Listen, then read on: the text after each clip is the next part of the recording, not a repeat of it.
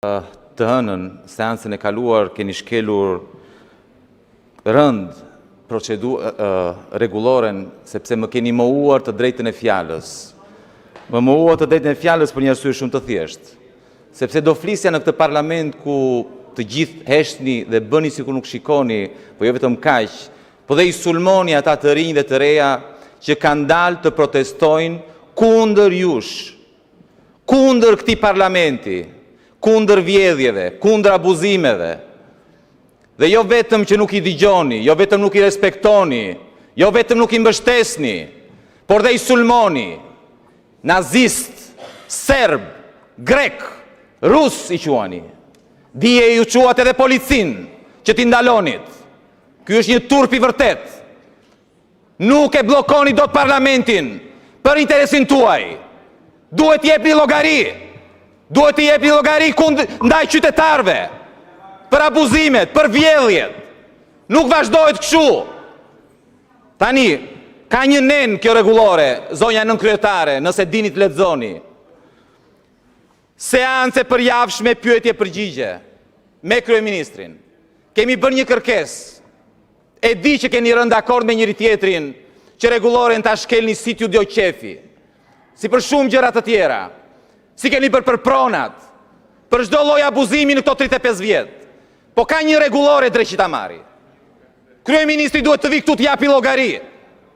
I kemi ngritur 2 pyetje, ju jemi drejtuar me një shkresë sipas rregullores. Dhe keni ignoruar totalisht. Pse nuk është caktuar të mërkurën kjo seancë? Është e parashikuar në rregullore. Nëse kërkesa vjen brenda të hënës, duhet caktohet seanca. Kryeministri duhet të vi këtu e t'japi përgjigje. Dhe jo të mbledhi grupin parlamentar të Partisë Socialiste dhe të sulmoj protestuesit. Është një skandal i vërtet ajo që po bëni. Sepse doni të fshini vjedhjet tuaja, abuzimet tuaja. Doni të dhunoni qytetarët. Tani keni filluar me polici private. Është një turp. Ndalni këtë sjellje. Parlamenti nuk është juaj, është i qytetarëve. Vendoseni në shërbim të qytetarëve dhe jo të vjedhjeve. U ka ardhur fundi, ka vajtu kur s'man më. Mjaft u pasuruat. Mjaft. Me rezorte, me prona, me vila, me hotele. Mjaft. Jepini fund.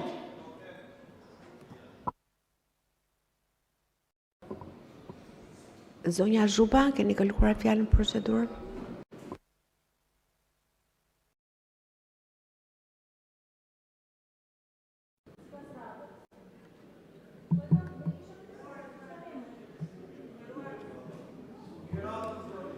Zonja nënkryetare, kam kërkuar një interpelancë urgjente me Ministrin e Mjedisit pikërisht për çështjet e zonave të mbrojtura dhe të Zvërnecit. Ky vend ka dhe Ministër Mjedisi, nuk ka vetëm Ministër Ndërtimi dhe Infrastrukture, dhe të vijë dhe të japi llogari shqiptarëve çfarë projekti është ta mbrohen zonat e mbrojtura. Ku e keni Ministrin e Mjedisit? Pse nuk është futur në rendin e ditës interpelanca urgjente? U mësuat ju, kolegë, që nuk pyesnit. Betonizonit çfarë të donit. Bët gjirin e manastirit atje kompleks, nuk pyetët që ishte në zonë të mbrojtur. Dhatë Butrintin me koncesion, nuk pyetët fare. Bët aeroportin e Vlorës në një zonë të mbrojtur, nuk pyetët. Sot doni të hyni nartës me kokë dhe nuk pyesni. Po harruat që shqiptarët nuk e duan të tregojnë Shqipërinë si një prall me flamingo, të cilat kanë ekzistuar dhe t'ja u tregojnë fëmijës vetëm plastik edhe në përkopshe zoologjik, por luftojnë për Shqipërinë. Luftojnë për Shqipërinë dhe sot janë quar për një betejë në fakt që unë personalisht e kam nisur shë me Butrintin, Partia Demokratike e ka quar në gjykatë kushtetuese ligjin e zonave të mbrojtura 21/2024 dhe ju zotëri, për turpin tuaj e keni miratuar. Sot ja kërkon Bashkimi Evropian juve ta hiqni. Ju kam sjell ligjin, nuk e keni fut as në program. Pse nuk e keni fut në program? Ja u kam sjellë që në 14 maj është një nga kërkesat e protestuesve. Protestues të ndershëm, shqiptar, jo grek, jo serb, jo rus, jo agent. Janë shqiptar ata që ju dhimbset Shqipëria. Se turizmi qëndrueshëm, nderuar koleg, shikoni standardet e Bashkimit Evropian, është me mjedis të qëndrueshëm. Ashtu zhvillohet Shqipëria, duke respektuar mjedisin dhe duke ndërtuar sipas standardeve që kërkon Bashkimi Evropian. Nuk ka turizëm qëndrueshëm me beton të qëndrueshëm. Nuk ekziston. Ti themi fëmis që këtu ka qenë një lagun, këtu ka qenë një liçen, këtu ka qenë një zonë e mbrojtur, tani është vila këti, resorti këti, pallati këti. Kjo është historia që doni t'i tregoni ju shqiptarve, por në fakt ju sot duhet të tërhiqeni dhe duhet të trëmbeni nga shqiptarët e ndershëm që protestojnë atje për te i çdo partie, për te i çdo krau politik, sepse i bashkon një gjë e vetme, Shqipëria, interesi i Shqipërisë. Nuk mund na thoni ju janë anti-zhvillimit se kërkojnë të respektohet mjedisi, të respektohet ajo që ka ndërtuar natyra në mijëra vjet dhe ju doni ta prishni në 10 ditë. Nuk mund na thoni që po bënit studim mjedisor me buldozier dhe po mbronit mjedisin me...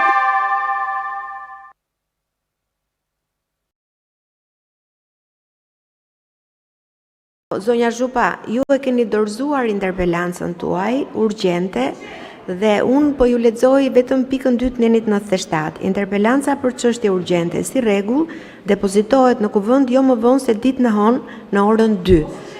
Ju e keni dorëzuar ditën e martë dhe në seancën e radhës do t'jetë interpelanca juaj urgjente. Ju lutem, uluni, ju lutem. Fjalën e ka zoti Kapri përsëri për procedurë, ju lutem përmbrauni procedurës, ju lutem. Zonja Zhupa, në bazë rregullores, herën tjetër është interpelanca juaj. Zoti Kapri, ju lutem përmbrauni procedurës. Zonja Nënkryetare, guximi juaj për të shkelur rregulloren dhe kushtetutën është për te imagjinatës. Kemi bërë, përveç se na mohoni të drejtën e fjalës së parlamentit, që keni bërë disa herë, ju mohoni dhe neni 95 të kësaj rregullore, e cila bazohet në kushtetutën e vendit. Dhe neni 95 pika 1 thot, një herë në javë të mërkurave zhvillohet seanca e përjavshme e pyetje përgjigjeve jo më shumë se 60 minuta. Kemi bërë pyetjet për kryeministrin dhe duhet vi këtu kryeministri. Nuk kemi asnjë përgjigje. Në bazë të neni të kësaj rregulloreje, kryeministri nuk mund të delegojë dot, por ju as të nuk e bëni. Dhe nuk e mblidhni seancën e të mërkurave për të dhënë kryeministri llogari këtu 1 orë përpara deputetëve. Dhe ky nen është vendosur dhe me dakordsinë e faktorëve ndërkombëtar dhe kur nuk e keni respektuar. E kemi sjell kërkesën në parlament, ju lutem, silleni kryeministrin në momentin më të parë të mundshëm. Së dyti, kemi bërë dhe një kërkesë për interpelancë me ministrin e Brendshëm për dhunën që ka ndodhur në Zvërnec dhe në Rjoll.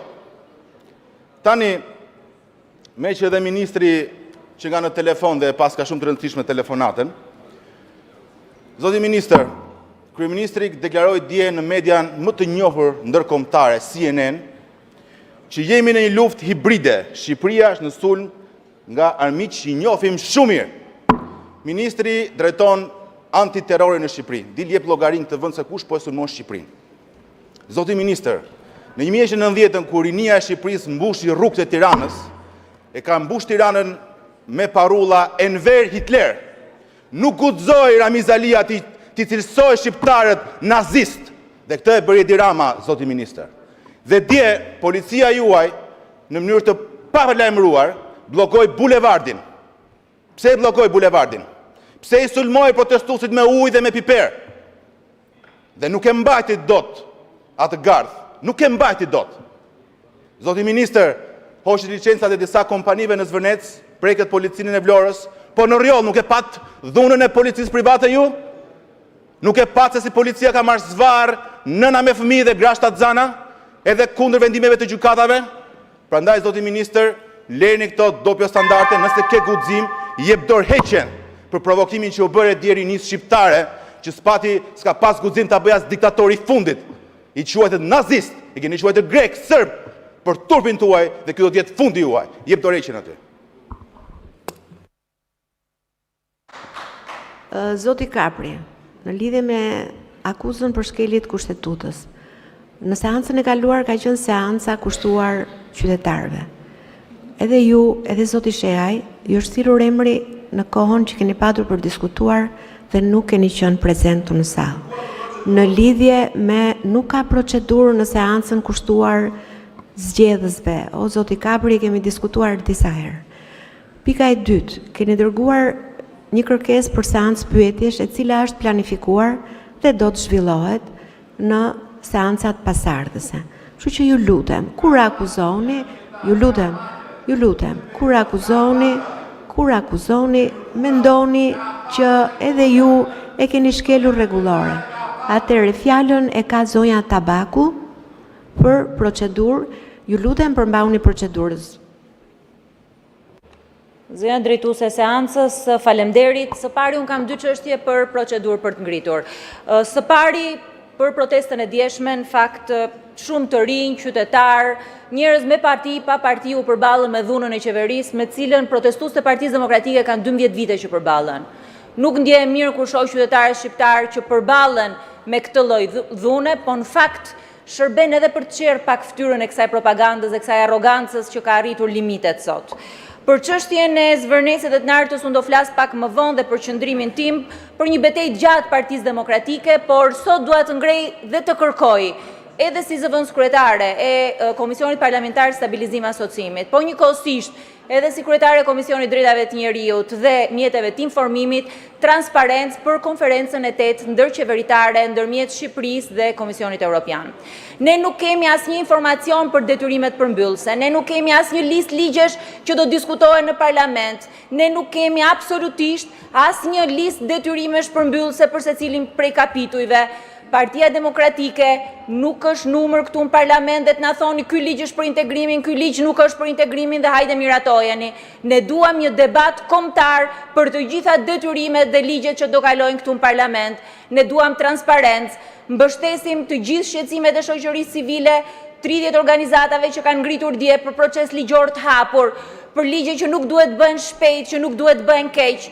Në emër të Partisë Demokratike kemi ngritur dhe një grup pune në Komisionet Drejtave të Njeriut për të punuar për ligjet e medias, për të dhënë kontributin ton, por ne duam që ky proces të jetë një proces kombëtar, jo një proces i mbyllur, jo një proces politik i qeverisë, por një detyrim që e ka e gjithë shoqëria shqiptare.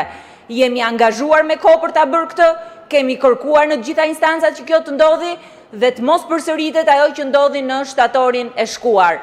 Kemi dhënë kontributin tonë për ndryshimet e kodit penal dhe nuk u morën parasysh, i ke detyrim aty një barë. Kemi dhënë kontributin tonë për shumë ligje tjera të cilat nuk janë marrë parasysh, i ke detyrime aty në i barë. Duhet që ky të jetë një proces gjithëpërfshirës.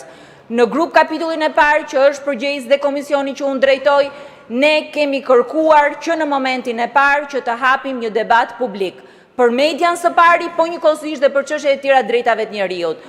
Së dyti, i kemi bërë ftesë organizatës Reporterët pa kufi që do vinë do të raportojnë në parlament javën e ardhshme. Unë e kuptoj që Kryeministri i Shqipërisë kërkon që ato të kenë një debat me të, po ato do ta kenë debatin në parlament me datën 22 qershor. Kushdo që është interesuar të bëhet pjesë, le të vijë atje. Kemi kërkuar një debat me të gjithë organizatat e shoqërisë civile për kapjen e medias në Shqipëri dhe problemet që ka media. Por qeverisë shqiptare, parlamentit, i kërkojmë që të na sigurojë një listë të plotë të gjithë ligjeve që janë. Faleminderit zonja Tabaku, po edhe ne jemi të interesuar edhe në bazë të informacionit që kam shumë shpejt, do të vi lista e plotë e ligjeve dhe do ta kenë të gjithë grupet parlamentare do ta kenë listën dhe kërkesa juaj është e drejtë në fakt dhe e kemi diskutuar edhe në komisionin e jashtëm, kështu që shpresoj që të vi sa më shpejt edhe të kemi mundësinë që ta kemi të gjithë grupet parlamentare. Fjalën e ka zoti Muçi për procedurë, ju lutem zoti Muçi përmbahuni procedurës.